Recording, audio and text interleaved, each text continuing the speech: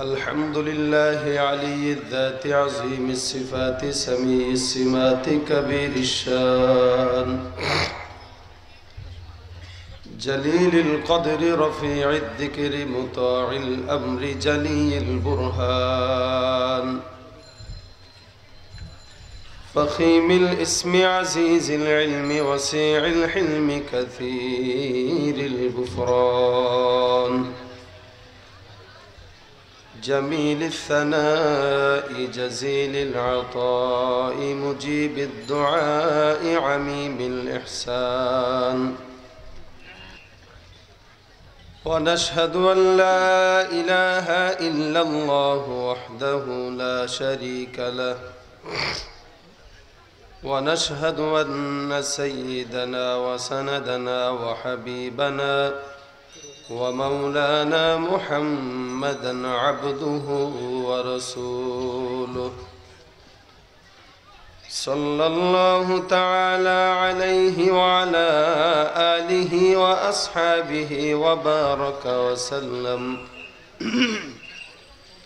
وبارك وسلم تسليما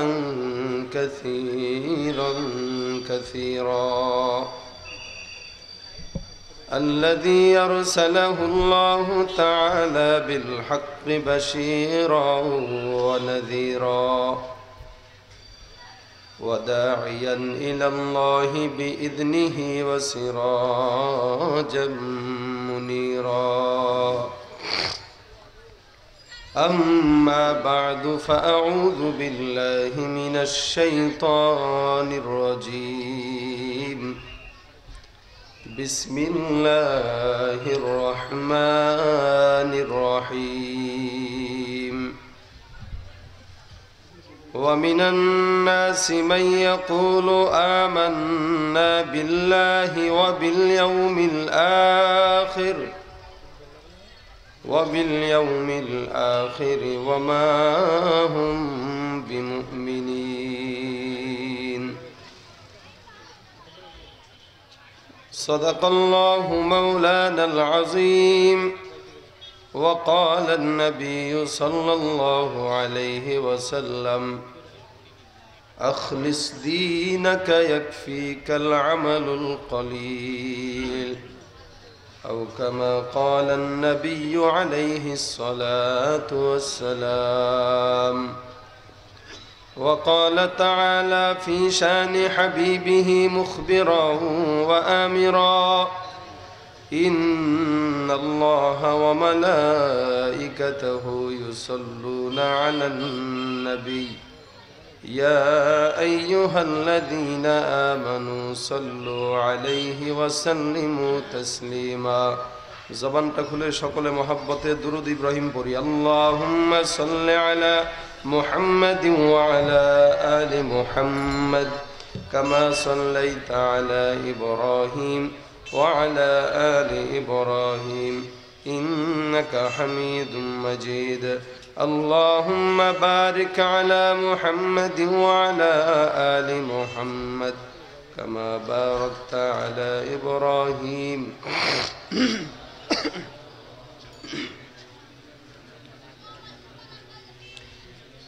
حمد بحد مرخدائے پاک را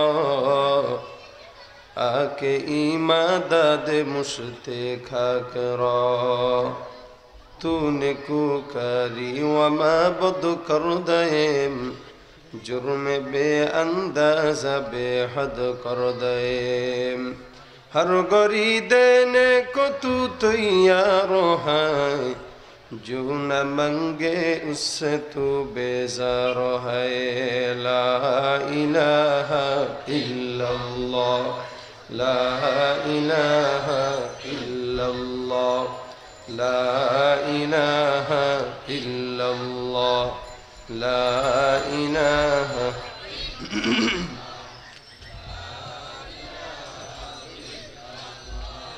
لا إله إلا الله لا إله إلا الله محمد رسول الله सल्लल्लाहु अलैहि वसल्लम। सुब्हानक ला इल्म लना इल्ला मा अल्लमतना इन्नका अंतल अलीमुल हकीम। रब्बि इश्रह ली सदरी वयस्सिर ली अमरी वहलुल उक़दतम मिन लिसानी यफ़क़हू क़ौली। अस्तग़फिरुल्लाह रब्बी मिन कुल्लि ज़ंबि व अतूबु इलैहि। ला हौला वला कुव्वता इल्ला बिल्लाहिल अलिय्यिल अज़ीम। अल्हम्दुलिल्लाह, इस्लामाबाद जामे मस्जिদের উদ্যোগে আয়োজিত আজকের এই তাফসীরুল কোরআন মাহফিলের সম্মানিত সভাপতি, প্রধান অতিথি, বিশেষ অতিথি, দূর দূরান্ত থেকে আগত আল্লাহ পাক রব্বুল আলামিনের প্রিয় বান্দা জনাবে মুহাম্মদুর রাসূলুল্লাহ সাল্লাল্লাহু আলাইহি ওয়াসাল্লামের উম্মতগণ, আল্লাহর দরবারে লাখো কোটি শুকর ও সুজুদ। যেই দয়াময় আল্লাহ আমাদেরকে দয়া করে, মায়া করে, মহব্বত করে দ্বীনি মজলিসে, কোরআন হাদিসের মজলিসে, জান্নাতের বাগানে সমস্ত কাজ থেকে হেফাজত করে বসার তৌফিক দিয়েছেন, আসার তৌফিক দিয়েছেন, সেই মহান আল্লাহর দরবারে কালিমাতু শুকুর আদায় করে জবানটা খুলেন, সকলেই বলি আলহামদুলিল্লাহ। আরো জবান খুলে বলেন আলহামদুলিল্লাহ। আপনাদের আজকের এই বিশাল মাহফিলে ইমানের আওয়াজটা দেখিয়ে দিতে হবে। যারা নাকি মুসলমান নাম ধারে মুনাফিকের মুখোশ পরে ইহুদি খ্রিস্টানদের দোসর হয়ে, দালাল হয়ে আজকে ইসলামের বিরোধিতা করতেছে, তাদের দাঁত ভাঙা জবাব ইনশাআল্লাহ দেওয়া হবে। আজকে আমরা মুসলমানরা দিনে দিনে ইমানের আওয়াজ দুর্বল হওয়ার কারণে, ইমানের জোর কমে যাওয়ার কারণে মিয়ানমারের মুসলমানরা মার খায়, আরাকানের মুসলমানরা মার খায়, ফিলিস্তিনের মুসলমানরা মার খায়, আমরা বাংলাদেশের মুসলমানরাও লাঞ্ছিত হইতেছি, অপমানিত হইতেছি, ঠিক না বেঠিক?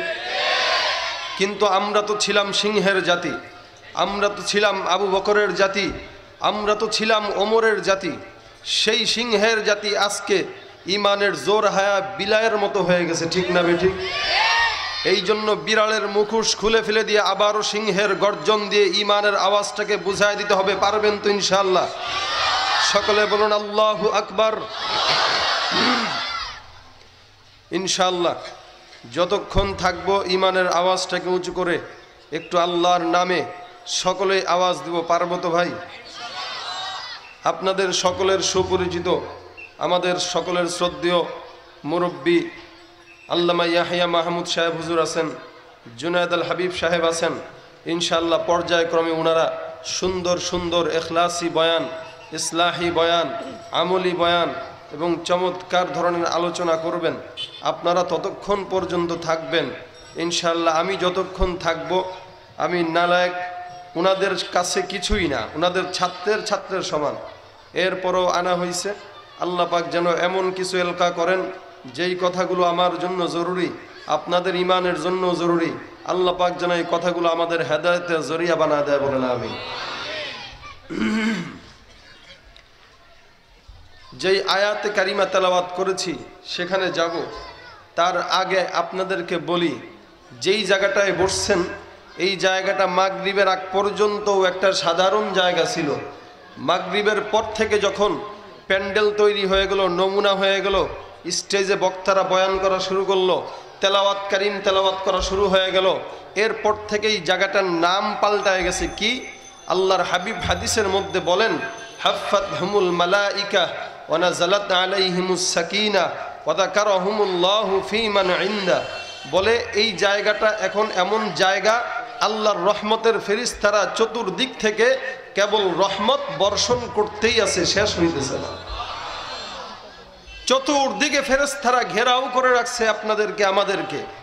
যতক্ষণ থাকবো এটা ততক্ষণ নিরাপদ। কি বলেন? যতক্ষণ থাকবো ততক্ষণ নিরাপদ। নিরাপদ জায়গায় থাকতে মুসলমান ভালোবাসে। আজকে দুনিয়ার সব জায়গা অনিরাপদ, কোথাও নিরাপদ নাই। চলায় নিরাপত্তা নেই, খাবারে নিরাপত্তা নেই, ঘুমে নিরাপত্তা নেই, চলাফেরাতে নিরাপত্তা নেই, মানুষের চতুর্দিকে নিরাপত্তাহীনতায় এই একটা নিরাপত্তার জায়গা আজকে আল্লাহ আমাদেরকে ব্যবস্থা করে দিয়েছেন। আমরা খুশি না বেজার? যারা আমরা বসলাম, কিছু কিছু মুসলমান নামের বেঈমান দূর থেকে বলবে ওয়াজ মাহফিলের কি দরকার, এগুলোর কি দরকার ছিল এত টাকা খরচ করে, এত পয়সা খরচ করে ঢাকা থেকে মেহমান আনার, বিশাল প্যান্ডেল করার, এরকম কি দরকার ছিল? মোল্লাদের খায় দায় কাম নাই, মানুষের টাকা দিয়া খালি এরা এগুলাই করে। আমরা বলবো এই মাহফিলটা আমরা দুনিয়ার থেকে পাই নাই, ওটা আল্লাহর জান্নাত থেকে এই মাহফিল চলে আসছে। এবং এই মাহফিলের কারণে আজকে জায়গায় জায়গায় আল্লাহ পাক রব্বুল আলামিন মুসলমানদেরকে বিপদ থেকে হেফাজত করতেছে। আজকে গ্রামের মধ্যে যুবক ভাইয়েরা গান বাজনার আয়োজন করে, গানের আসর করে, ফাইটটা যায় গানের আয়োজন করে। আর আমাদের মুরব্বীরা 90 বছর হইলেও দেখবেন মেয়েদের নাচ দেখার পরে সে 20 বছরের যুবকে পরিণত হয়ে যায়। কি বলেন? ওয়াজ মাহফিলে যদি বলা হয় 10,000 টাকা দেন, দেখবে 10 টাকা। আর যদি বলা হয় গানের কনসার্ট করব, দেন 5,000 টাকা দেন, সিলেট থেকে নর্তকে নিয়ে আসবো, বলবে না আরো 20,000 টাকা বাড়ায় দিলাম, যাও ঢাকার থেকে মহিলা নিয়ে আসো, তারপরে নাচ দেখবো। ঠিক না বেঠিক জোরে বলেন? এই হইল সমাজের অবস্থা। গ্রামগঞ্জের জায়গায় জায়গায় জায়গায় জায়গায় আজকে এরকম গান বাজনার আয়োজন হইতেছে। আলহামদুলিল্লাহ, কিছু যুবক ভাইরা এগুলো বাদ দিয়ে তারা দ্বীনি পরিবেশ কায়েম করতেছে। ভাই মাইকটা এত দুর্বল হইলে হয় না, একটু আওয়াজটা ভালো করার চেষ্টা করেন, আওয়াজটা একটু ভালো করার চেষ্টা করেন। এত বিশাল আয়োজন আপনার উপরে নির্ভর করতেছে, আপনি একটু সজাগ থাকেন। এটা কি ওই আখালিয়া যে মাহফিলটা করছিলাম বদরুলবার এলাকা, ওই মাইক নাকি আরেকটা? আচ্ছা, কত সুন্দর মাইক, এত আয়োজন। আসলেই আমাদের মাইকটা ভালো রাখতে হয়। ওয়াজ মাহফিলে মাইকটা ভালো না থাকলে বক্তাদের কথা হয় না। সুফিয়ান ভাই একটু দেখেন, মিক্সচার মেশিনগুলো একটু দেখেন না, কিছু নাই, আওয়াজে কিছু নাই।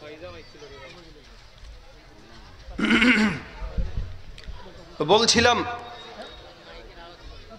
চতুর্দিকে আজকে সমাজের চতুর্দিকে এরকম গান বাজনার আসরের মাঝখান থেকে আল্লাহ আমাদেরকে দ্বীনি জায়গায় বসাইছেন। আমরা তো সবাই খুশি, কি বলেন? আলহামদুলিল্লাহ। তো এই জন্য আল্লাহ পাক আমাদেরকে একটা উপহার দিবেন, কি বলে, যারা আজকে এই দুনিয়ার জান্নাতের বাগানে বসলাম, আল্লাহ আমাদের জন্য জান্নাতের ময়দানেও একটা মাহফিলের ব্যবস্থা করবেন। আরো জোরে বলেন সুবহানাল্লাহ। জান্নাতের ময়দানেও মাহফিলের ব্যবস্থা করবেন মুমিনদের জন্য করবেন আল্লাহ। ইমানদারদের জন্য জান্নাতের বাগানে যে একটা মাহফিলের ব্যবস্থা করবেন। দুনিয়ার মাহফিল ওখানের মাহফিলে পার্থক্য আছে। আজকে দুনিয়ার মাহফিলে সভাপতি আছে, বিশেষ অতিথি আছে, প্রধান অতিথি আছে। ওই জান্নাতের মাহফিলেও 3টা পদ থাকবে, তবে জান্নাতের মাহফিলের পদওয়ালা লোকগুলা থাকবে বিশাল দামি লোক। যেমন জান্নাতের মাহফিলের বিশেষ অতিথি থাকবেন দুনিয়াতে যত নবী রসুল্লাহ আল্লাহ পাঠাইছিলেন, সব নবী রসুল্লাহ ওই নবী রসুলদেরকে আল্লাহ জান্নাতের ময়দানের বিশেষ অতিথি হিসেবে রাখবেন। আর ওই জান্নাতের মাহফিলের প্রধান অতিথি থাকবেন সমস্ত নবী রসুলদের সরদার, আপনার আমার দয়ার নবী, প্রাণের নবী হযরত মুহাম্মদুর রাসূলুল্লাহ। আর জান্নাতের মাহফিলের থামবো 2 নাম্বার জিনিস গেল, একটা বিশেষ অতিথি, আরেকটা প্রধান অতিথি। আরেক নাম্বার থাকবে যেটা হচ্ছে আমরা পোস্টারে দেখি সভাপতি। সভাপতি থাকে একটা আসরের মধ্যমণি, একটা প্রোগ্রামের মধ্যমণি। জান্নাতের ময়দানে যে মাহফিলটা হবে ওই মাহফিলের মধ্যমণি সভাপতি হিসাবে থাকবেন আপনার আমার সকল প্রাণীর, সকল জাহানের পালনকর্তা আল্লাহ রাব্বুল আলামিন। চিৎকার করে বলুন আল্লাহু আকবার। মাইক দুর্বল হইতে পারে, আপনারা তো সবল আছেন ইনশাআল্লাহ, সবল আছেন তো? আপনাদের উৎসাহ উদ্দীপনায় আজকের এই মাহফিলটা জাঁকজমকপূর্ণ হতে পারে। আপনারা যদি কবরস্থানের নীরবতা পালন করেন তাহলে মাহফিল বানচাল হয়ে যাবে। কারণ আমরা জানি সিলেট শহরে যে মাহফিলগুলো বড় বড় হয়, মাহফিলগুলো প্রাণবন্ত হয় জনগণের উচ্ছ্বাসের কারণে। এই জন্য আপনারা একটু যতক্ষণ থাকবেন আওয়াজ দিতে পারবেন ইনশাল্লাহ। দেখবো আওয়াজ কি আসলেই কম না বেশি। আজকের মাইকের আওয়াজের জন্য আপনারা যেন শুনতে পারেন এই জন্য বক্সের আয়োজন, সাউন্ডের আয়োজন, দেখতে পারেন যেন লাইটের আয়োজন। কিন্তু জান্নাতের ময়দানের যে মাহফিল থাকবে ওখানে লাইটও থাকবে না, মাইকও থাকবে না। বলে বক্তাকে দেখবো কেমনে আর বক্তার আওয়াজও বা শুনবো কেমনে?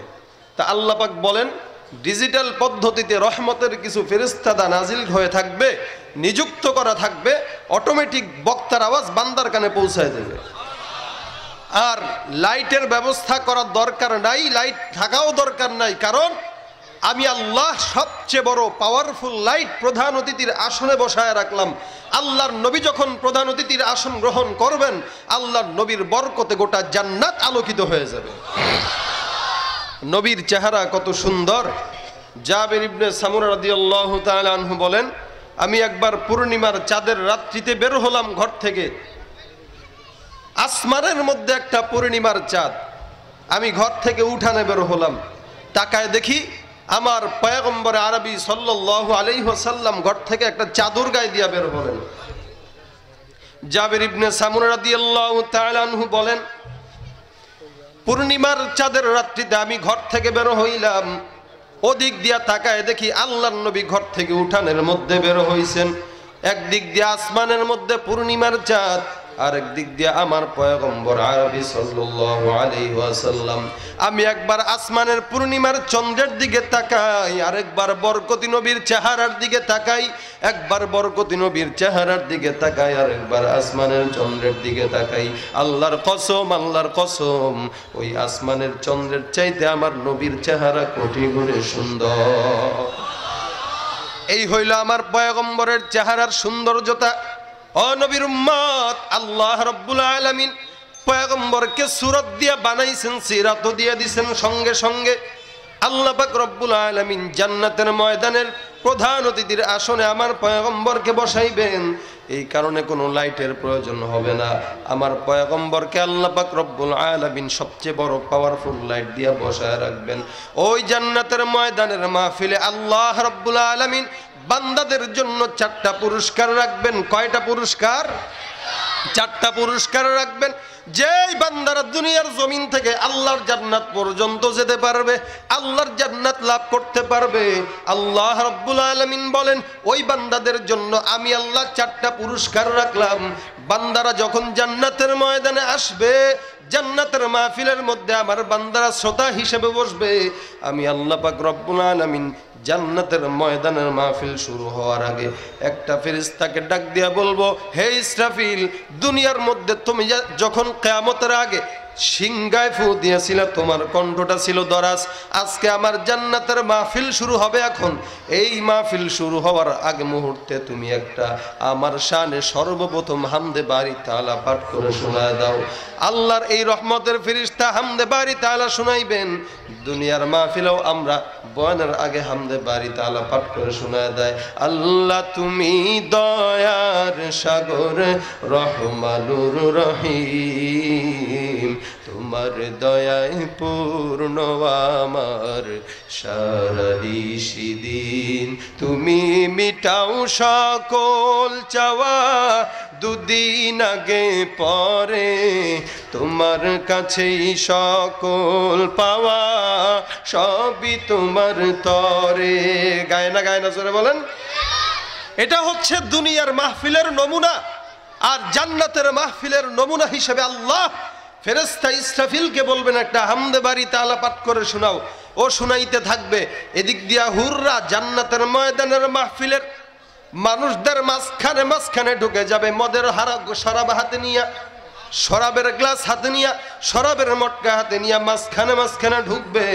জান্নাতের মানুষগুলো ফেরেশতারা সুন্দর করে মানুষদেরকে খেদমত করতে থাকবে।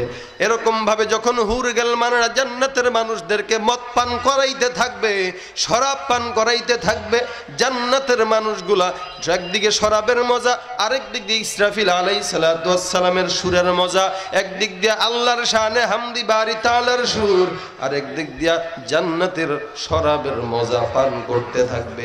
বলে যখন ইসরাফিলের হামদে বারি তাআলা শেষ হবে, আল্লাহ পাক রব্বুল আলামিন ডাক দিয়া বলবেন, হে জান্নাতের দর্শকেরা, আজকে তোমাদের জন্য আমি সর্বপ্রথম যেই পুরস্কার রাখলাম, এই পুরস্কারটা কোন পুরস্কার? এই পুরস্কারটা কি পুরস্কার? হে জান্নাতের দর্শক, আমি আল্লাহ রব্বুল আলামিন তোমাদেরকে 4টা পুরস্কার দেব। এর মধ্যে সর্বপ্রথম পুরস্কার, দুনিয়ার মধ্যে আমি আল্লাহ রব্বুল আলামিন অনেক নবীদেরকে পাঠাইলাম, এর মধ্যে সবচেয়ে সুন্দর একটা নবীকে পাঠাইলাম, যেই নবীটার কণ্ঠ আমি আল্লাহ সুন্দর দিয়েছিলাম। এই নবীর কণ্ঠর চাইতে অন্য কোন নবীর কণ্ঠ এত সুন্দর ছিল না। হযরত দাউদ আলাইহিস সালাতু ওয়াস সালাম সবচেয়ে সুন্দর কণ্ঠের অধিকারী নবী। একটা কিতাব আমি আল্লাহ দাউদের উপর দান করেছি, জাবুর কিতাব। আল্লাহ পাক রব্বুল আলামিন বলেন, এই দাউদ যখন তেলাওয়াত করত, সমুদ্রের মাছগুলো নড়াচড়া বন্ধ করে দাউদের তেলাওয়াত শোনার জন্য কিনারায় এসে ভিড় জমায়ে থাকতো। দাউদ যখন তেলাওয়াত করত, আসমান থেকে রহমতের ফেরেশতারা আসতো, সিরিয়াল ধরে কাতার হয়ে দাউদের পিছনে দাঁড়ায় দাঁড়ায় তেলাওয়াত শোনার জন্য পাগল হয়ে থাকতো। আল্লাহ পাক রব্বুল আলামিন কোরআন শরীফের মধ্যে ঘোষণা করলেন ইয়াউমুস সাবতের ব্যাপারে, হে আমার বান্দারা, এই দাউদ যখন নবী তেলাওয়াত করবেন, খবরদার এই দাউদ তেলাওয়াত করা অবস্থায় তোমরা কখনো শনিবার দিন কখনো মাছ ধরতে যাইও না। এরপরেও তারা আল্লাহর কথা শুনে নাই। আল্লাহ পাক রব্বুল আলামিন তাদেরকে বানর বানায় দিয়েছেন, অভিশপ্ত করে দিয়েছেন। আমার আল্লাহ রব্বুল আলামিন ডাক দিয়া বলেন, হে জান্নাতের দর্শক, ওই যে দুনিয়ার ময়দানে দাউদের কণ্ঠের তেলাওয়াত কিন্তু তোমরা শোনো নাই। আজকের জান্নাতের ময়দানের মাহফিলে তোমরা সবাই আসছো। আজকের জান্নাতের ময়দানের মাহফিলের সর্বপ্রথম পুরস্কার, এই পুরস্কারটা হইল আমার নবী দাউদের কণ্ঠের তেলাওয়াত। একটু আগায় যান তো, সামনের দিকে ভাইরা দাঁড়ায় আছে, একটু আগায় যান, সামনের দিকে একটু আগায় যান, পিছন থেকে একটু আগায় দেন, সবাই আগান, সবাই আগায় যান।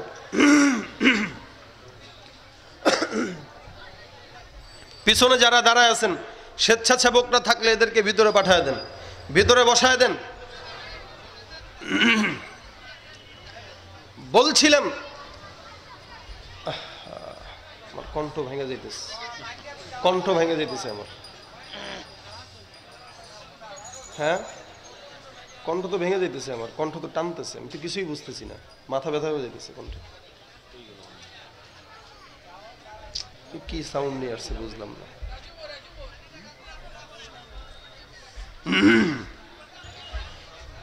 সাউন্ডের কারণে বক্তাদের ওয়াজ খারাপ হয়, তখন দোষ হয় বক্তাদের, যে বক্তার ওয়াজ ভালো না। এদিক দিয়ে যে আমার গলার 12টা বাজতেছে, এটা কিন্তু আপনারা বুঝবেন না। এত বড় আয়োজন, আমি তো দেখি মানে অবাক হয়ে গেছি যে মাশাআল্লাহ। সিলেটে 2টা মাহফিল করে মজা পাই, একটা হচ্ছে আমাদের বদরুল ভাইয়ের আখালিয়াতে, ওই সাউন্ডটা খুব চমৎকার থাকে, ভাবছিলাম এখানে এটাও থাকবে। যাই হোক, আরেকটা আপনাদের এবার দেখলাম, এটা মনে হয় প্রথম করছেন আপনারা নাকি এর আগেও হয়েছে? আলহামদুলিল্লাহ, এত চমৎকার অ্যাডভান্স ছেলেরা মাশাআল্লাহ দিলে, খুব এটা প্রশংসনীয় একটা প্রোগ্রাম। আপনারা মাইকটা দিয়ে দুর্বল বানায় ফেলছেন। এখন আমাদের গলা হচ্ছে শিল্পী গলা, আমাদের গানের গলা, তো বক্তাদের গলা হইলে বক্তারা চিল্লাইতে পারবে, আমরা চিল্লাইতে পারি না। আমাদের ওই গানের পজিশন রেখে স্কেলের সঙ্গে মিল করে চিল্লাইতে হয়, বয়ান করতে হয়। 2টা স্কেল মিলাইতে গেলে সাউন্ডটা ভালো থাকে, ভালো রাখতে হয়, না হয় গলা বসে যায় আমাদের। তো এরকম সাউন্ড দিয়ে 1 ঘন্টা 1.5 ঘন্টা আলোচনা করা খুব টাফ। দোয়া করেন আপনারা যদি একটু পাশে সুন্দর করে থাকেন, তাহলে এটা তো কথা টানতেছে না, এই জন্য আমি আগায় দিচ্ছি সামনে। তো বলছিলাম 1 নম্বর পুরস্কার থাকবে দাউদের কণ্ঠের তেলাওয়াত। উনি তেলাওয়াত করবেন, ওখানে কোনো জাবুরের কোনো বেল থাকবে না, তাওরাতেরও কোনো বেল থাকবে না, থাকবে একমাত্র কোরআনের। ঠিক না ঠিক জোরে বলেন। আল্লাহ পাক রব্বুল আলামিন যেই কোরআন পাঠাইছেন, ওই কোরআন থেকে দাউদ তেলাওয়াত করবেন, তাহা মা আনজালনা আলাইকাল কুরআনা লিতাশকা। দাউদ আলাইহিস সালাতু ওয়াস সালাম তেলাওয়াত করবেন 1 আয়াত 2 আয়াত করে। মানুষগুলো এক হাতের মধ্যে শরাব, আরেক দিক দিয়ে কানের মধ্যে দাউদের কণ্ঠের তেলাওয়াত। আল্লাহ রব্বুল আলামিন দাউদের কণ্ঠের মধ্যে এমন মজা দান করে দিবেন, দাউদ যখন তেলাওয়াত করবে মানুষগুলো এমন ভাবে দুলতে থাকবে। কারণটা কি? এদিক দিয়ে দাউদের কণ্ঠের তেলাওয়াতের মজা, এদিক দিয়ে জান্নাতের শরাবের মজা। আল্লাহ পাক রব্বুল আলামিন মানুষদের মধ্যে কেমন দিলের মধ্যে মজা দান করে দিবেন। মানুষগুলো দুলতে থাকবে দুলতে থাকবে। বলে এক আয়াত দুই আয়াত করে যখন দাউদ নবী শেষ পর্যায়ে চলে যাবে, আল্লাহ পাক রব্বুল আলামিনের পয়গম্বর দাউদের কণ্ঠে মুগ্ধ হইয়া জান্নাতের মানুষগুলো আল্লাহু আকবার চিৎকার ধ্বনি দিয়া জমিনের মধ্যে বেহুশ হয়ে পড়ে যাবে। আল্লাহ পাক রব্বুল আলামিন এবার ডাক দিবেন, হে জান্নাতের দর্শক, একটা পুরস্কার তোমাদের জন্য আমি দিলাম। এবার 2 নম্বর পুরস্কার। এই পুরস্কারটা এমন একটা তেলাওয়াত, যেই তেলাওয়াতটা দাউদের তেলাওয়াতের চাইতেও কোটি কোটি গুণে বেশি মজাদার তেলাওয়াত। আল্লাহ পাক রব্বুল আলামিন ডাক দিয়া বলবেন, হে জান্নাতের দর্শক, একটা তেলাওয়াত তোমাদেরকে শুনাইলাম, এই তেলাওয়াতটা আগের তার চাইতেও আরো বেশি বেশি মজা। মানুষগুলো অবাক হবে, বলবে আল্লাহ যদি এর চাইতে মজার তেলাওয়াত থেকে থাকে আমাদেরকে শোনা দাও। আল্লাহ রব্বুল আলামিন ডাক দিবেন, হে আখিরি জামানার পয়গম্বর, হে জান্নাতের মাহফিলের প্রধান অতিথি, তোমাকে আমি আল্লাহ দুনিয়াতে একটা সুন্দর কণ্ঠ দিলাম, একটা কিতাব দিলাম। আমি আল্লাহ তোমার উপর একটা কিতাব দিয়েছি। ওই কিতাবটা কোন কিতাব? জোরে বলেন। এই কিতাবে কোনো সন্দেহ আছে? পৃষ্ঠায় কোনো আয়াতে? আল্লাহ পাক চ্যালেঞ্জ ঘোষণা করলেন, ওয়া ইন কুনতুম ফি রাইবিম মিম্মা নাযালনা আলা আবদিনা ফাতু বিসূরাতিন মিন মিথলি ওয়াদউ শুহাদাআকুম মিন দুনিল্লাহি ইন কুনতুম সাদিকিন। কাফের বেঈমানেরা বারবার সন্দেহ পোষণ করত, বলতো এই কোরআনটা মুহাম্মদের বানানো কোরআন, এই কোরআনটা মুহাম্মদ আল্লাহর নামে চালায় দেয়, নিজে নিজে বানায় বানায় পড়ে। এই কোরআনটা এরকম এরকম কোরআন, এই কোরআনটা জাদুকরদের বানানো কোরআন। আল্লাহ পাক রব্বুল আলামিন বলেন না, এই কোরআনটা আমি চ্যালেঞ্জ ঘোষণা করলাম, এই কোরআনটা আমি আল্লাহ নিজে বানায় পয়গম্বরকে শিক্ষা দিয়েছি। আল্লাহর হাবিব বলেন, আল্লামানি রব্বি ফাআহসানা তা'লিমা আদাবানি রব্বি ফাআহসানা তা'দিবা। আমাকে আল্লাহ নিজে স্বয়ং কোরআন শিক্ষা দিয়েছেন। আল্লাহ রব্বুল আলামিন বলেন, আমি প্রত্যেকটা নবী রাসূলদেরকে কিতাবটা যখন দিলাম হাতের মধ্যে ধরায় দিলাম। মূসাকে তাওরাত যখন দিয়েছি হাতের মধ্যে সুন্দর করে ধরায় দিলাম।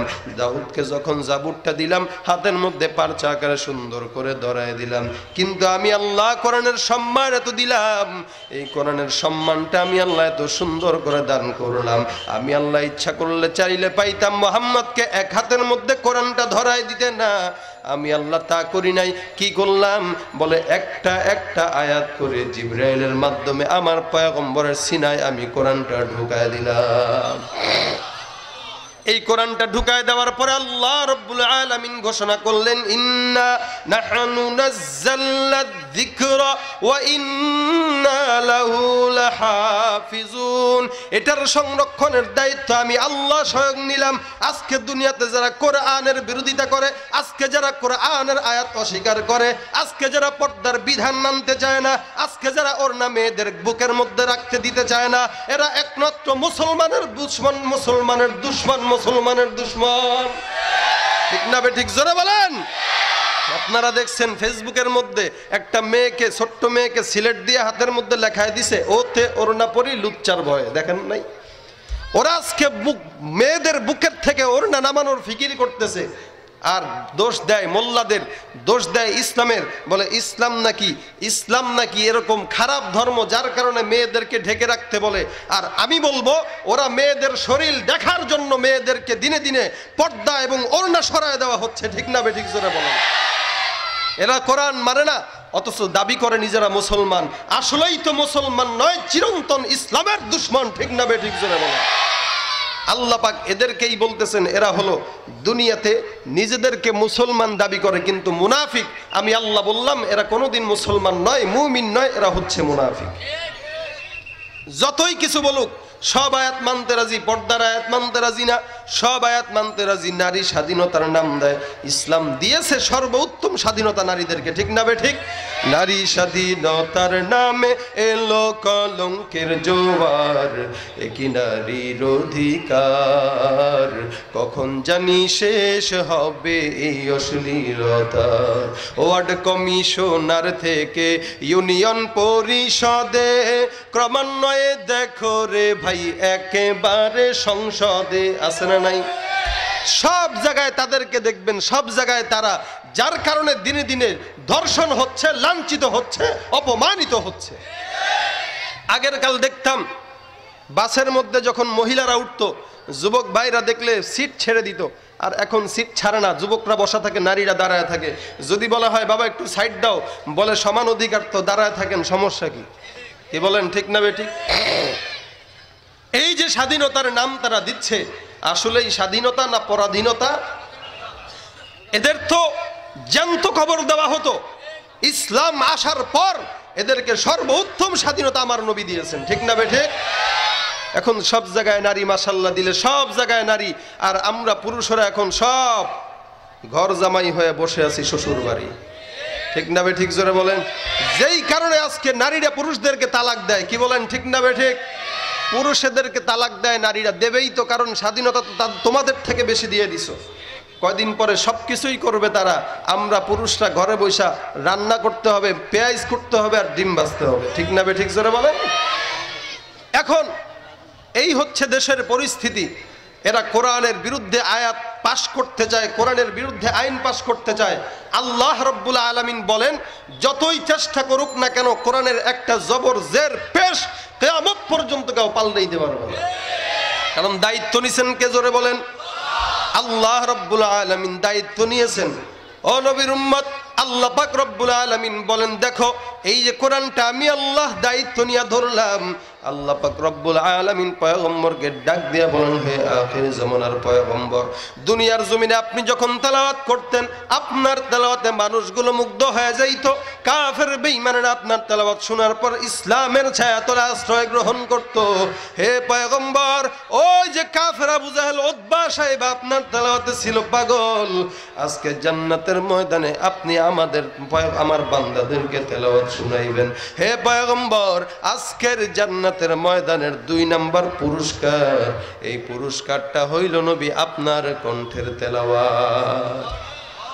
নবী আমার তেলাওয়াত করবেন, ইয়াসিন ওয়াল কুরআনিল হাকীম ইন্নাকা লামিনাল মুরসালিনা আলা সিরাতিম মুস্তাকিম। আল্লাহ পাক রব্বুল আলামিনের আদেশ পাওয়ার পর পয়গম্বর আরবি সাল্লাল্লাহু আলাইহি ওয়াসাল্লাম তেলাওয়াত করা শুরু করবেন। 1 আয়াত 2 আয়াত 3 আয়াত করে করে যখন পয়গম্বর শেষ পর্যায়ে চলে যাবে, জান্নাতের মানুষগুলো আল্লাহর নবীর তেলাওয়াতে মুগ্ধ হয়ে এরকম ভাবে দুলতে থাকবে, দুলতে থাকবে। কিছুক্ষণ পর আবার আল্লাহু আকবার চিৎকার ধ্বনি দিয়ে জমিনের মধ্যে বেহুশ হয়ে পড়ে যাবে। আল্লাহ পাক রব্বুল আলামিন ডাক দিবেন, হে জান্নাতের দর্শক, 2টা পুরস্কার তোমাদেরকে আমি দিলাম, এবার 3 নাম্বার পুরস্কার। এই পুরস্কারটা এমন তেলাওয়াত, যেই তেলাওয়াতটা আগের 2টা তেলাওয়াতের চাইতেও কোটি গুণে বেশি মজা। হে আমার বান্দারা, হে আমার জান্নাতের দর্শকেরা, 2টা তেলাওয়াত তোমাদেরকে আমি শুনাইলাম, এবার এমন একটা তেলাওয়াত, যেই তেলাওয়াতটা আগের 2টার চাইতে আরো কোটি কোটি গুণে বেশি মজা।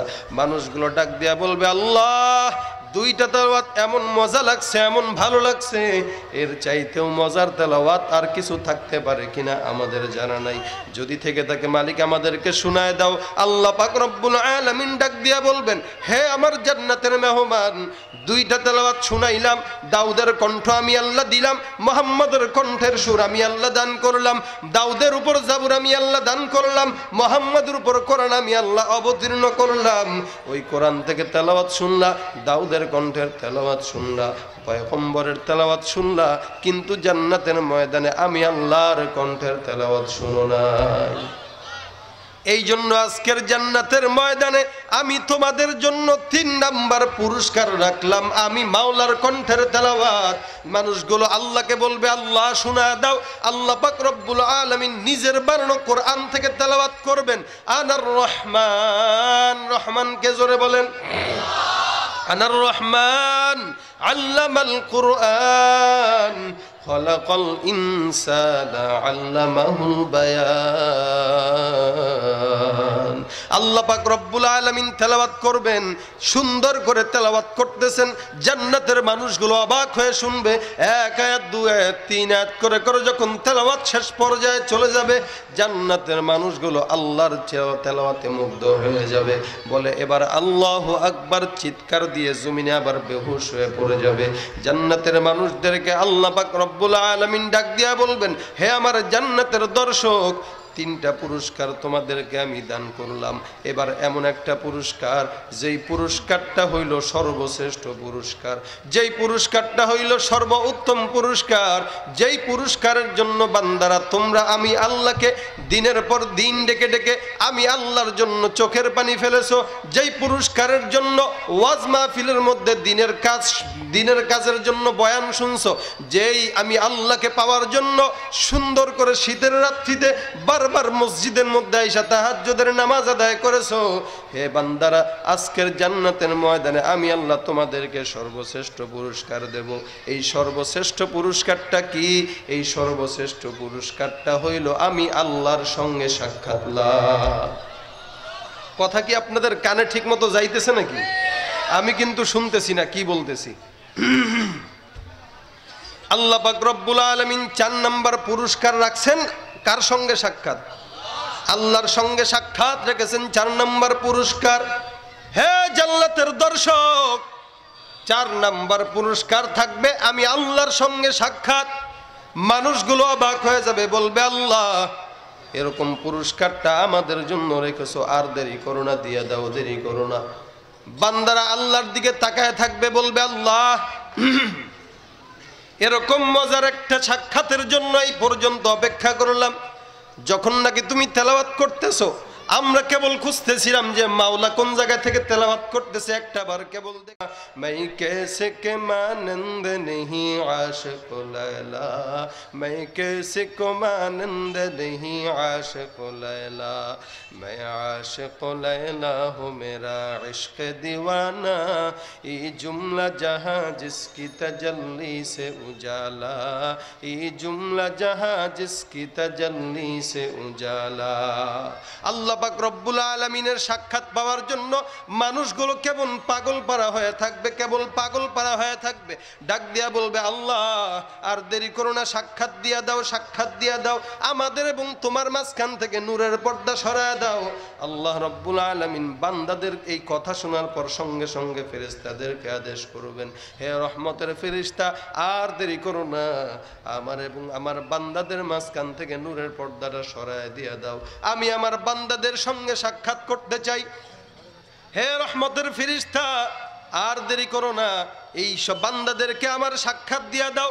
আল্লাহর আদেশ পাওয়ার পর রহমতের ফেরেশতারা সঙ্গে সঙ্গে আল্লাহ এবং বান্দার মাঝখান থেকে নূরের পর্দা সরায় দিবেন। সঙ্গে সঙ্গে আমার মাওলা বান্দার সঙ্গে সাক্ষাৎ দিয়ে দিবেন। ও মুসলমান নবীর উম্মত, আল্লাহর দিকে বান্দা তাকায় থাকবে, বান্দা আল্লাহর দিকে তাকায় থাকবে। কেমন বড় শ্রেষ্ঠ নেয়ামত, কেমন বড় সুন্দর সাক্ষাৎ। এক প্রকারে একভাবে তাকায় থাকবে, বান্দা আল্লাহকে দেখবে, আল্লাহ বান্দার দিকে তাকায় থাকবে, বান্দা আল্লাহর দিকে তাকায় থাকবে, আল্লাহ বান্দার দিকে তাকায় থাকবে। বলে কেমন মজার দৃশ্য, কেমন আশেক মাশুকের খেলা। 70,000 বছর চলে যাবে, বান্দা আল্লাহর দিকে তাকায় থাকবে। এই 70,000 বছরের মধ্যে বান্দার 2 চোখের পলক কোনোদিন এক হবে না। এরকম চমৎকার পুরস্কার আল্লাহ পাক রাখছেন বান্দাদের জন্য জান্নাতের ময়দানে। ভাইরা আমার আর সম্ভব হইতেছে না, আপনারা যদি আমাকে আদেশ দেন আমি ছুটি নেব। গলা ভেঙে গেছে অলরেডি আমার, এই মাইকে এর চেয়ে বেশি বয়ান করা মনে হয় সম্ভব না।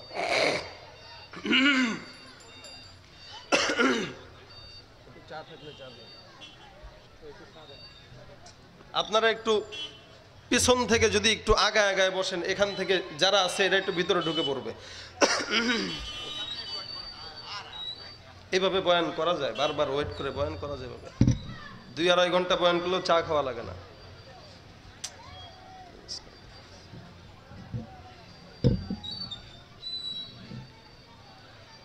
ওয়েট করবো কেন? কেউ আসতেছে? মানে মাইক মাইক আনতে দিচ্ছে,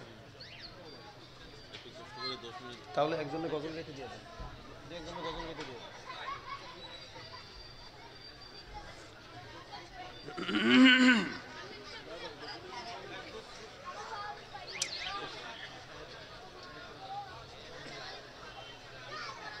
বাইরে স্বেচ্ছাসেবকরা, আপনারা ভিতরে তো অনেক সুন্দর জায়গা আছে, এদেরকে বসিয়ে দিন।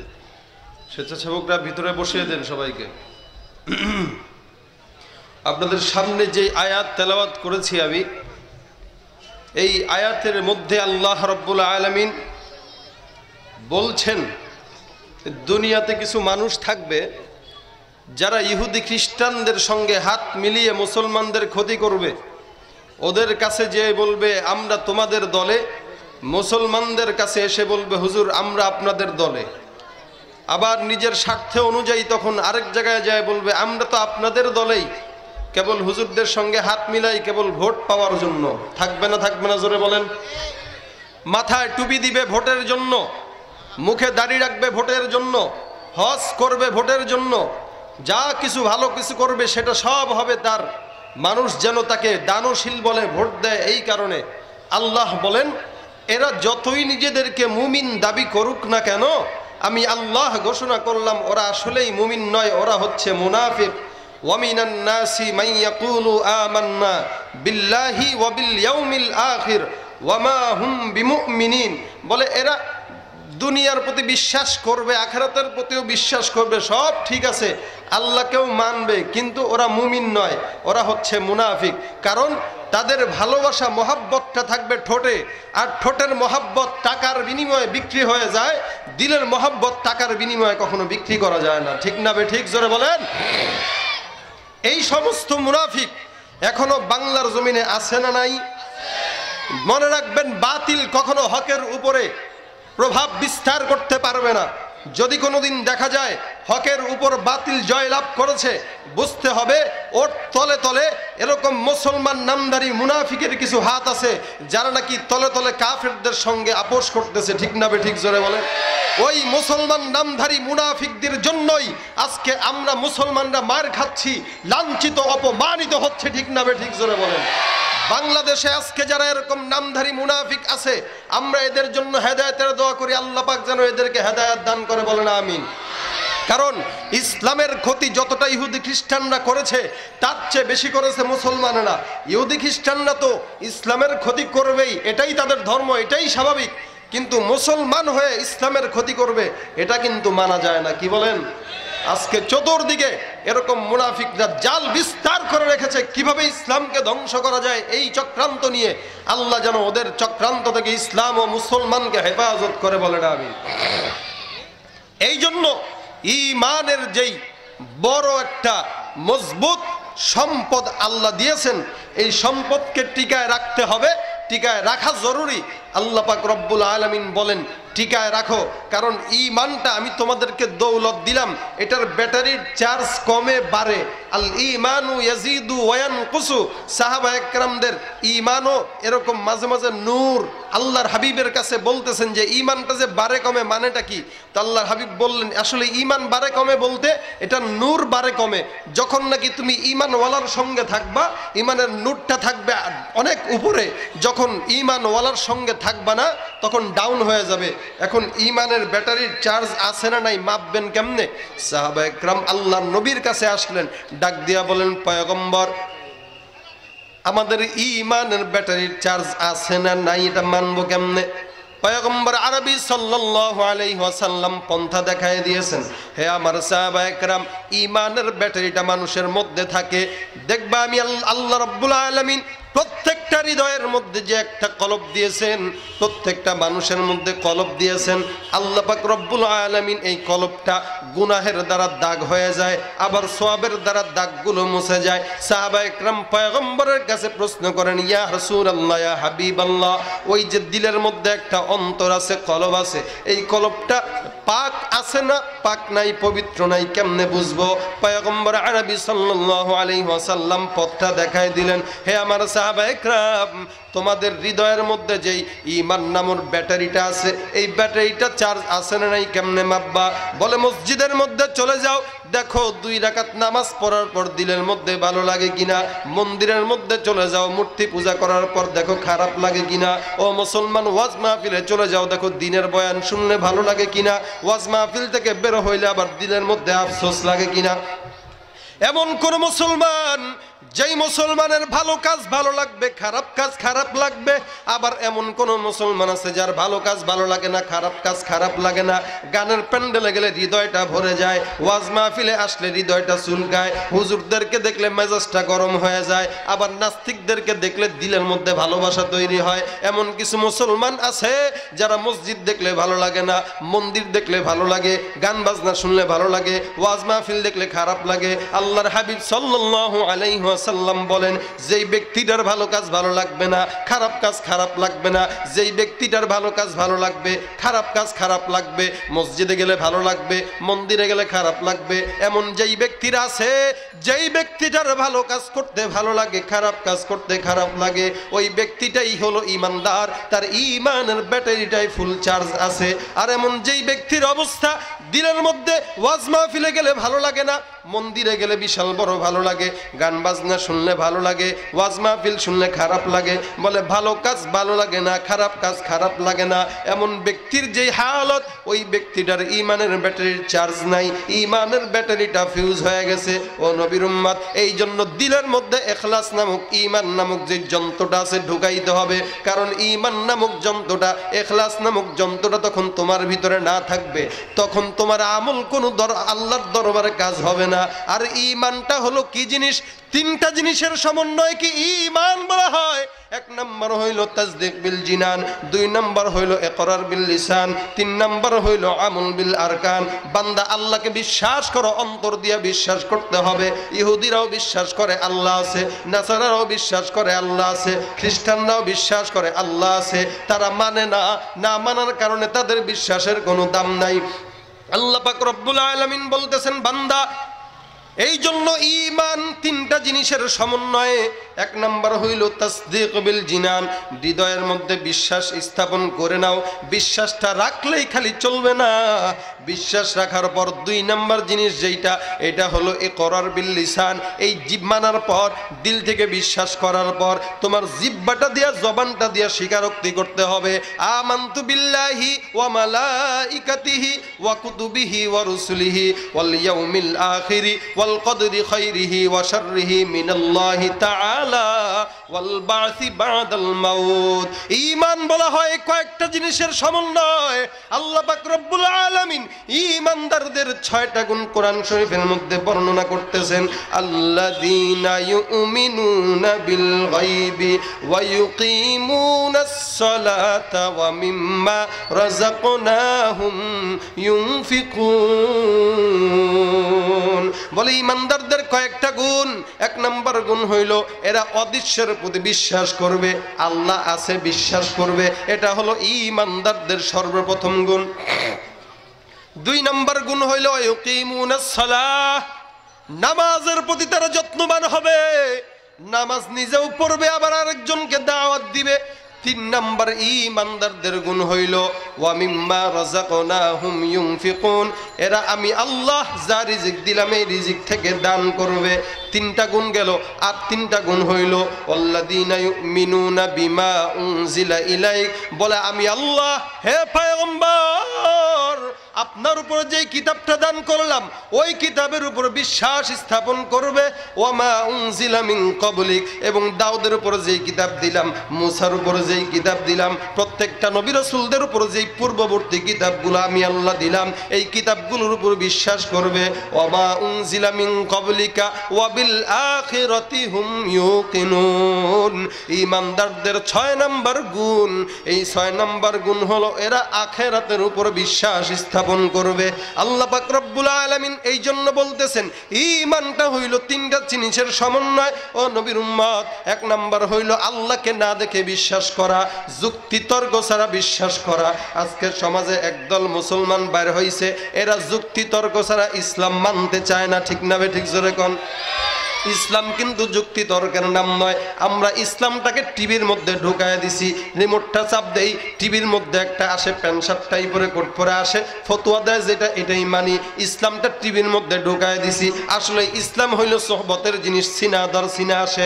আমরা ওস্তাদদের মাধ্যমে শিখছি, তারা তাদের ওস্তাদের মাধ্যমে শিখছে, এমন করে আমাদের সনদ পয়গম্বর পর্যন্ত পৌঁছায় গেছে। এইটা হলো ইসলামের ধারাবাহিকতা, এইটা হলো ইলমে নববীর ধারাবাহিকতা। ও নবীর উম্মত, আজকে আমরা ইসলাম টিভির পর্দায় শিখতেছি, যার কারণে দিনে দিনে আমরা যুক্তি তর্ক শিখি। যুক্তি তর্ক দ্বারা ইসলাম শিখা যায় না। যুক্তি তর্ক টিভির বক্তার ওয়াজ শুনলে যুক্তি তর্ক শিখা যায়, ইসলাম শিখা যায় না। ঠিক না বেঠিক জোরে কোন? সাহাবা একরামের ঈমান ছিল সামি'না ওয়া আতা'না, শুনলাম মানলাম, এটাই হলো সাহাবা একরামের ঈমান। আর এখন বর্তমানের ঈমান হইল শুনছি মানতে পারব না, হুজুর যুক্তি দেন। এত যুক্তি খুঁজে, এখন যুক্তি যদি দিতে হয় তাহলে সর্বপ্রথম যুক্তি দিতে হবে তুমি যেই বাবার সন্তান ওই বাবা আসল কিনা, যুক্তি দাও। বুঝেন নাই কথা? যদি বাপ বাপ আসল, মা আসল, এই যুক্তি না দিতে পারো তাহলে ইসলামের ব্যাপারে বারবার কেন দলিল চাও, বারবার কেন যুক্তি চাও? ঠিক না ঠিক জোরে বলে? যুক্তি বিনা দলিলে আল্লাহ এক মানতে হবে, বিনা দলিলে নবী এক মানতে হবে। এই মানার নাম হলো ইসলাম। ঠিক না ঠিক জোরে বলেন?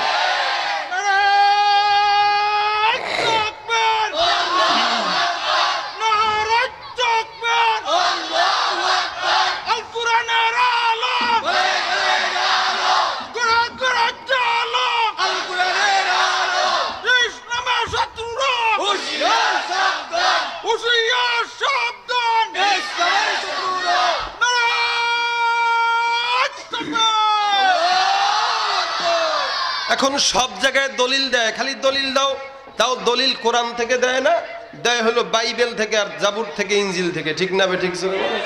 ওগুলার বেল আছে এখন কোন? যেখানে আমার পয়গম্বরের উপরে নাজিলকৃত কোরআন আছে ওই জায়গায় অন্য কোনো কিতাবের কোনো বেল নাই, কোনো জিনিস নাই, অন্য কোনো কিতাব মানা যাবে না, যাবে না, যাবে না।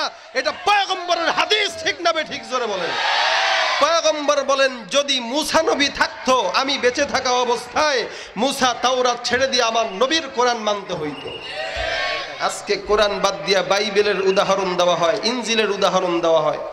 এরা নিজেদেরকে খাঁটি ইমানদার দাবি করতেছে, কিন্তু মূর্খতার কারণে জাহান্নামের আসামি হয়ে যাচ্ছে। ঠিক না ঠিক? ইমানদারদের গুণ থাকবে যুক্তি তর্ক ছাড়া মানতে হবে। আমরা যুক্তি তর্ক ছাড়া এলেম শিখছি আজকে আমরা আল্লাহওয়ালাদের মাধ্যমে। শাহজালাল রহমতুল্লাহ আলাইহি ইয়ামান থেকে বাংলার জমিনে এসে আমাদের মাথার মধ্যে টুপি উঠায় দিছে। ঠিক না ঠিক জোরে বলেন? কৌরিয়া শায়েখে কৌরিয়া হুজুর আমাদের মাথার মধ্যে টুপি উঠায় দিছেন। আজকে সারা গোটা বিশ্বের মধ্যে আজকে আমরা ইসলাম পেয়েছি যেসব দিনের মাধ্যমে, এই দাওয়াত ও তাবলীগ ইসলাম পেয়েছি আমরা। কওমি মাদ্রাসার এই সুন্দর যেই জিনিস কার্যক্রম চলতেছে এইটার মাধ্যমে, আল্লাহওয়ালাদের মাধ্যমে। কিন্তু আজকে একদল মুসলমান নতুন ভাবে বের হইছে যারা নাকি এগুলার একটারেও দেখতে পারে না। এগুলা কোনো কিছু তাদের ভালো লাগে না। তাদের কি ভালো লাগে? কেবল সহিহ হাদিস দিবেন তাদের ভালো লাগবে। কোনটা সহিহ হাদিস কোনটা জয়ীফ হাদিস খালি মুখের মধ্যে তোতা পাখির মতো শিখায় দিছে, সহিহ আর জয়ীফ এটাই বুঝে, আর কিছু বুঝে না।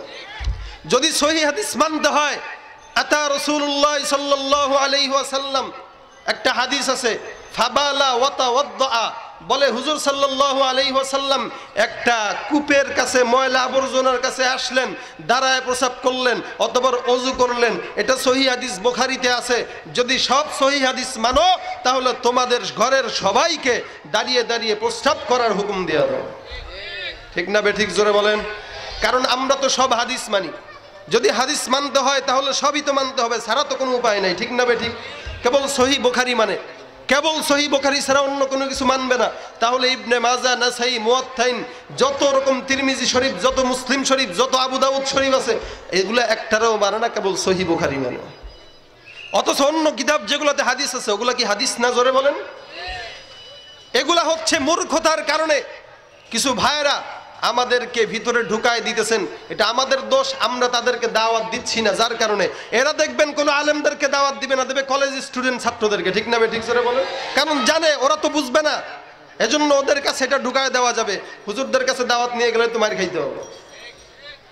আরে ভাই, আমরা শিখছি সিনা দর সিনা। যেমন আমরা রসুলের, আমাদের সনদ রসুল পর্যন্ত যায় ঠেকছেন। দেখবেন রসুল সাল্লাল্লাহু আলাইহি সাল্লাম একটা হাদিস শিখাইছেন, একটা হাদিস যখন পাঠ করতেন, ওই হাদিসটা পাঠ করার সময় নবী যেই হালতে থাকতেন ওই হালতটা দেখায় দিতেন। যেমন কোনো হাদিস বর্ণনা অনুযায়ী বর্ণনার সময় নবী খেজুর খাইতেছিলেন, সাহাবীদেরকে খেজুর খাওয়াই দিয়েছেন। সাহাবীরা যখন আরেকজনকে, তাবিঈদেরকে বর্ণনা করছেন, তাবিঈদেরকেও খেজুর খাওয়াইছেন। এই সিলসিলা আস্তে আস্তে আমাদের পর্যন্ত, এটাকে বলা হয় হাদিসে মুসালসালা। আমরা যখন পড়েছি আমাদের ওস্তাদরাও এরকম আমাদেরকে শিখাই দিয়েছিলেন।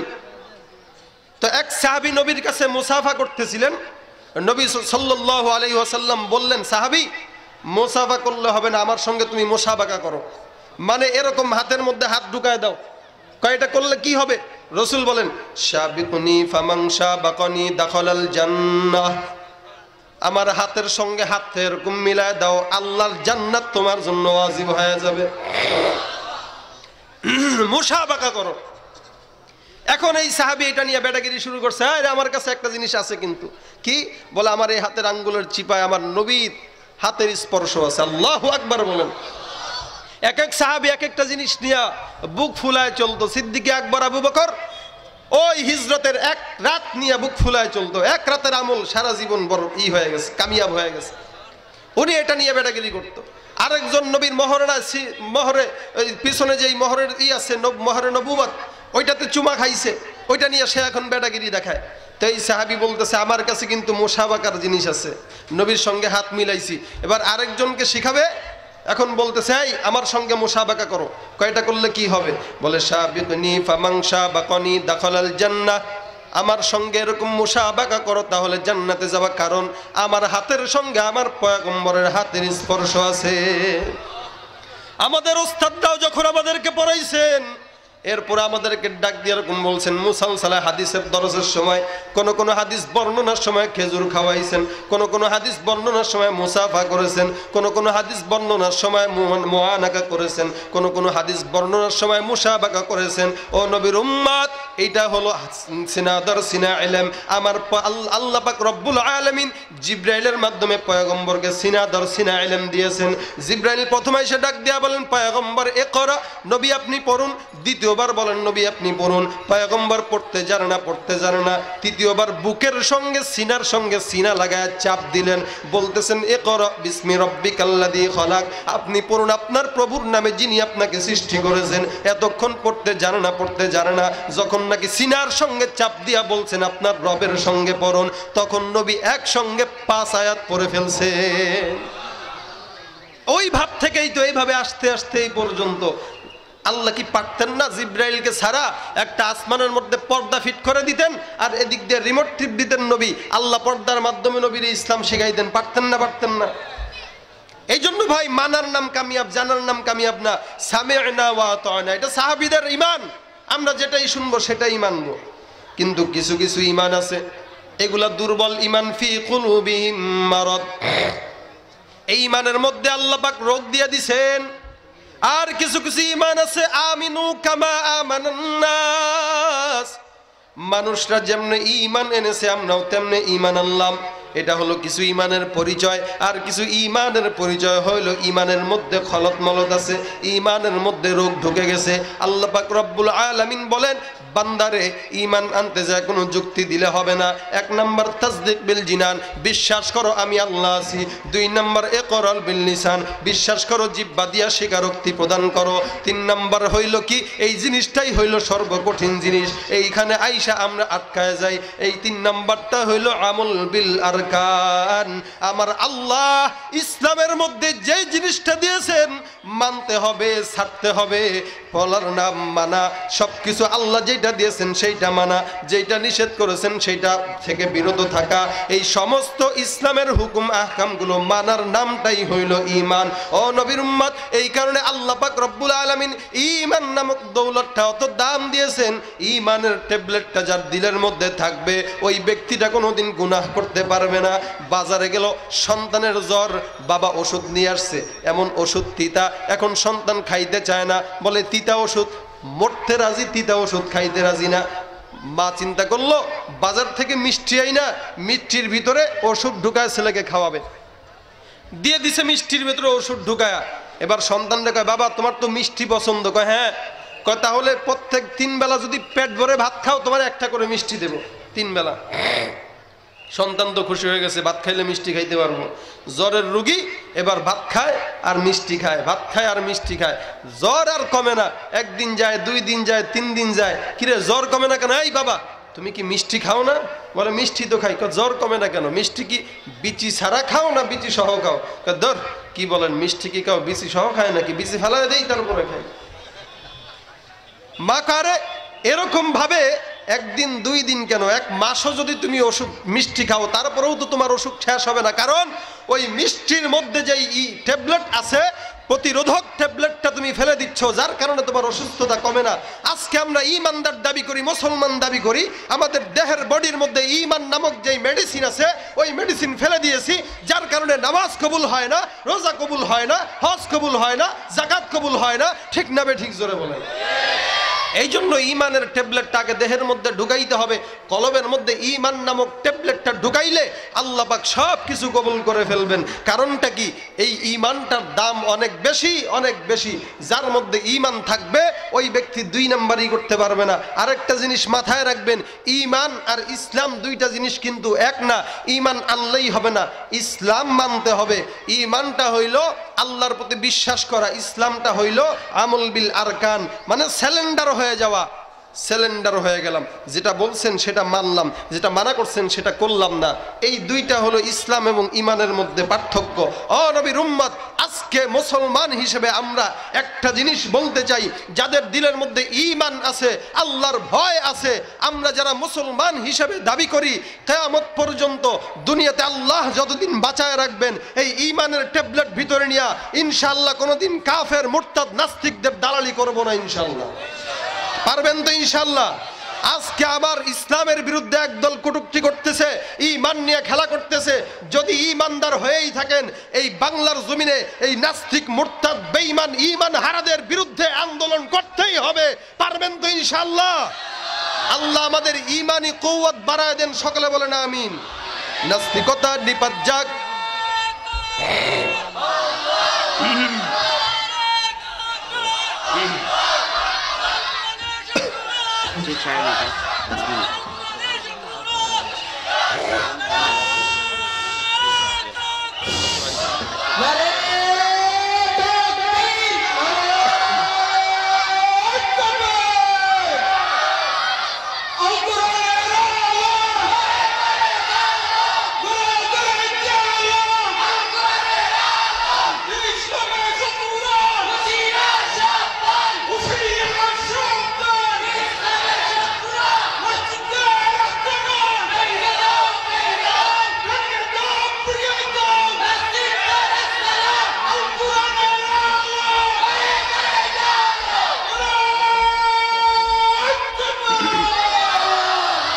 আমরা একটু গানে গানে যদি তাকবীর দেই কেমন হয়? জোরে বলেন।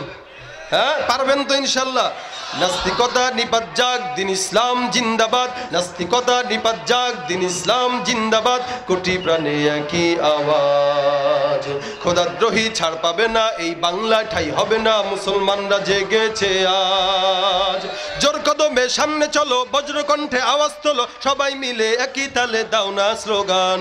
নারায়ে তাকবীর, নারায়ে তাকবীর, দিন ইসলাম, দিন ইসলাম জিন্দাবাদ, জিন্দাবাদ। ইসলাম ইসলামেরই জন্য দেশের হয়েছে জন্ম, ইসলামের বিরুদ্ধে গেলে দেশ হবে ভিন্ন। ইসলামেরই জন্য দেশের হয়েছে জন্ম, ইসলামের বিরুদ্ধে গেলে দেশ হবে ভিন্ন। ইসলামের বিরুদ্ধে যারা নিয়েছো অবস্থান, এই বাংলা ঠাই হবে না, যাও হিন্দুস্তান, যাও হিন্দুস্তান। জোর কদমে সামনে চলো, বজ্রকণ্ঠে আওয়াজ তোলো, সবাই মিলে একই তালে দাও না স্লোগান, নারায়ে তাকবীর, নারায়ে তাকবীর। দিন ইসলাম, দিন ইসলাম, জিন্দাবাদ, জিন্দাবাদ। মুসলমানের এই দেশেতে নাস্তিকদের ঠাঁই নাই, নাস্তিকদের পক্ষে যারা তাদের কোনো রক্ষা নাই। মুসলমানের এই দেশেতে নাস্তিকদের ঠাঁই নাই, নাস্তিকদের পক্ষে যারা তাদের কোনো রক্ষা নাই। এই দেশেতে থাকতে হলে কোরআন মানতে হবে, কোরআন না মানলে তারা বিতাড়িত হবে, বিতাড়িত হবে। জোর কদমে সামনে চলো, বজ্রকণ্ঠে আওয়াজ তোলো, সবাই মিলে একই তালে দাও না স্লোগান, নারায়ে তাকবীর, নারায়ে তাকবীর। দিন ইসলাম, দিন ইসলাম, জিন্দাবাদ, জিন্দাবাদ। আল কোরআনের আলো ঘরে ঘরে জালো, আজকের মাহফিল সফল হোক, সফল হোক। আল্লাহ আমাদেরকে কবুল করুক, সকলে বলুন আমিন। ওয়া আখিরু দাওয়ানা আলহামদুলিল্লাহি রাব্বিল আলামিন। আসসালামু আলাইকুম ওয়া রাহমাতুল্লাহ।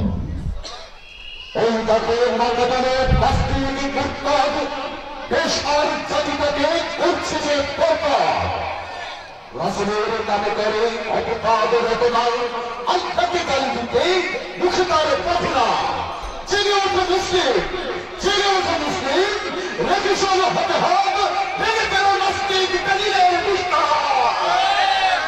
মুআজ্জাজ হাজিরিন, আমরা আমাদের প্রাণের চেয়ে বেশি ভালোবাসি আল্লাহর রাসূলকে, আমরা আমাদের নিজেদের থেকে বেশি ভালোবাসি আল্লাহর রাসূলকে, আমরা আমাদের পিতামাতা থেকে বেশি ভালোবাসি আল্লাহর রাসূলকে, আমরা আমাদের স্ত্রী পরিবার পরিজন থেকে বেশি ভালোবাসি আল্লাহর রাসূলকে, আমরা নিজেদের দেশ পৃথিবী দুনিয়ার থেকে বেশি ভালোবাসি আল্লাহর রাসূলকে। সুতরাং আল্লাহর রাসূলকে যারা গালি দেবে, তাদের বিরুদ্ধে আমাদের স্লোগান সারা জীবনব্যাপী চলবেই, চলবেই, চলবে। আজ নাস্তিক নাস্তিকদেরকে উস্কে দিয়ে আমাদের বিরুদ্ধে কথা বলানো হয়, আর আমরা যদি কোনো স্লোগান করি তখন আমাদেরকে জঙ্গিবাদ বলা হয়, আমাদেরকে জঙ্গিবাদী বলা হয়, আমাদেরকে সাম্প্রদায়িক বলা হয়। জেনে রাখুন বিশ্বের মাতব্বরেরা, জেনে রাখুন নাস্তিক মুক্তদের প্রেতাত্মারা, আমরা যদি সাম্প্রদায়িক হতাম তাহলে রাসূলের যুগে বদরের যুদ্ধে যে ৭০ জন যুদ্ধবন্দী হয়েছিল তাদেরকে মেরে কচুকাটা করে ফেলতাম। আমরা যদি সাম্প্রদায়িক হতাম তাহলে মক্কা বিজয়ের পর মক্কা নগরীতে তাদের মুশরিকদের রক্তের নহর বইয়ে দিতাম। আমরা যদি সাম্প্রদায়িক হতাম বাইবেল মুকদ্দাস মুক্ত করার পর খ্রিস্টান ক্রুসেডারদেরকে কচুকাটা করতাম।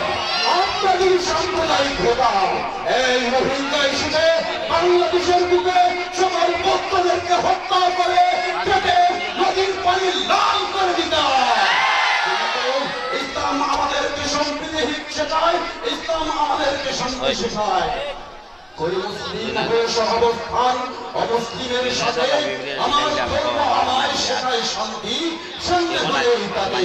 মুআজ্জাজ হাজিরিন, আমরা সাম্প্রদায়িক নয়, ইসলাম আমাদেরকে শান্তি শিক্ষা দেয়, ইসলাম আমাদেরকে শান্তি শিক্ষা দেয়, ইসলাম আমাদেরকে ভালোবাসা শিক্ষা দেয়।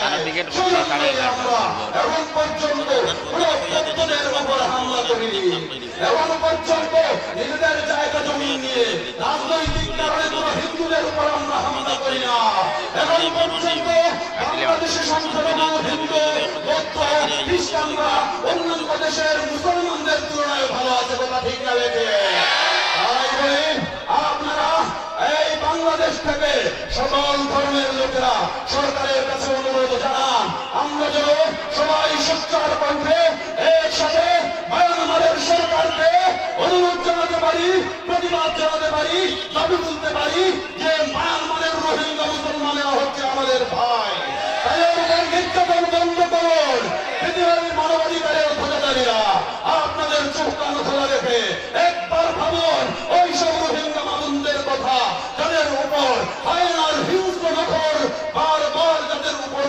যাচ্ছে, যাদেরকে ধর্ষণ করছে ওরা যাদেরকে ধর্ষণ করছে আমাদের বৌদ্ধ বুদ্ধিস্টরা। হাজির, পৃথিবীর আজ এই যে অবস্থা, আমাদের মুসলমানদেরকে এখন ঐক্যবদ্ধ হতে হবে। মুসলমানদের মধ্যে কোন মতবিরোধ নেই।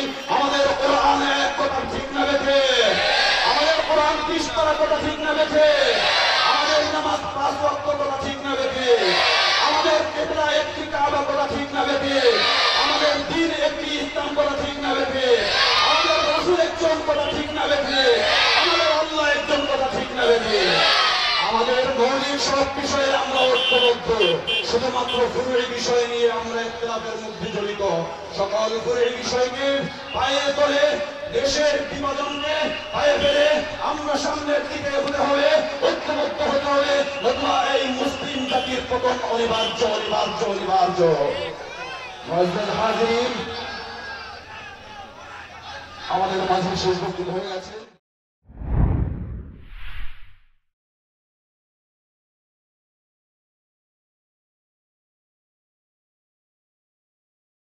আসসালামু আলাইকুম ওয়া রাহমাতুল্লাহি ওয়া বারাকাতুহু।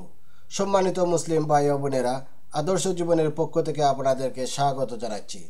ভিডিওটি দেখার জন্য আপনাদেরকে আন্তরিক ধন্যবাদ জানাচ্ছি। আশা করি আমার এই ভিডিওটি আপনাদের অনেক ভালো লেগেছে। আমার আরও নতুন নতুন ইসলামিক ওয়াজের ভিডিও দেখতে হলে দয়া করে আমার চ্যানেলটি সাবস্ক্রাইব করুন। সাবস্ক্রাইব করলে অটোমেটিকলি আমার ভিডিও আপনাদের কাছে চলে যাবে। প্লিজ লাইক, কমেন্ট এবং শেয়ার করে আমাকে মতামত জানিয়ে উৎসাহিত করবেন। জাযাকুমুল্লাহ খাইর।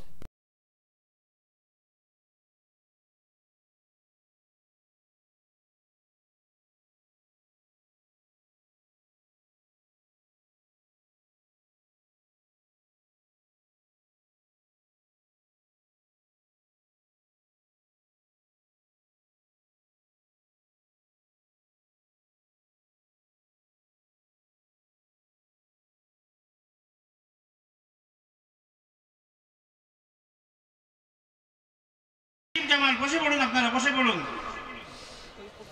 আসসালামু আলাইকুম ওয়া রাহমাতুল্লাহি ওয়া বারাকাতুহু। ওয়া আলাইকুম আসসালাম ওয়া রাহমাতুল্লাহি ওয়া বারাকাতুহু।